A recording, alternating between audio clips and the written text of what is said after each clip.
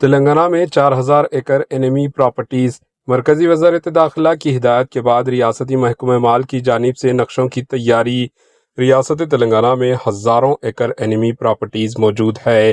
پاکستان اور چائنا کے ساتھ جنگ کے درمیان ہمارے ملک بھارت کو چھوڑ کر جانے والوں کی جائیداد، پراپرٹی اور اثاثے جات کو انیمی پراپرٹیز کہا جاتا ہے۔ مرکزی حکومت کے عدد و شمار بتاتے ہیں کہ بھارت بھر میں 13,000 ایکڑ اراضی کے علاوہ بڑی تعداد میں دیگر اثاثے جات موجود ہیں۔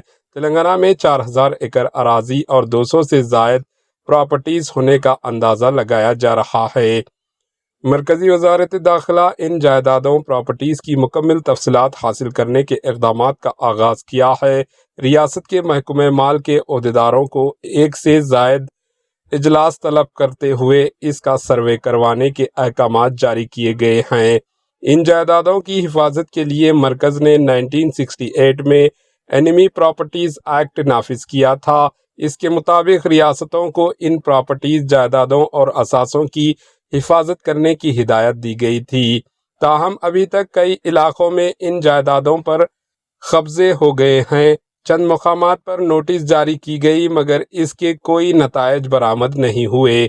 مرکزی حکومت نے گزشتہ سال اکتوبر میں ان جائیدادوں سے متعلق قانون میں ترمیم کی ہے۔ ان جائیدادوں پر قبضہ کرنے والے اگر اہل ہیں تو انہیں خریدنے کی سہولت فراہم کی گئی ہے۔ اس کے ایک حصے کے طور پر ریاست تلنگانہ بھر میں ایک اور سروے کروانے اور ان پراپرٹیز کا نقشہ بنانے کے احکامات جاری کیے گئے ہیں، جس کے بعد محکمہ مال نے کارروائی کا آغاز کر دیا۔ ریاست تلنگانہ میں سال 2017 اور 2018 کے درمیان اراضیات کے دستاویزات ڈاکومنٹس کا جائزہ لینے پر متحدہ ضلع رنگا ریڈی میں 2000، متحدہ ضلع محبوب نگر میں 1200 ایکڑ اور ضلع کھمم میں 800 ایکڑ انیمی اراضی ہونے کی نشاندہی ہوئی۔ Bureau report, AHN news.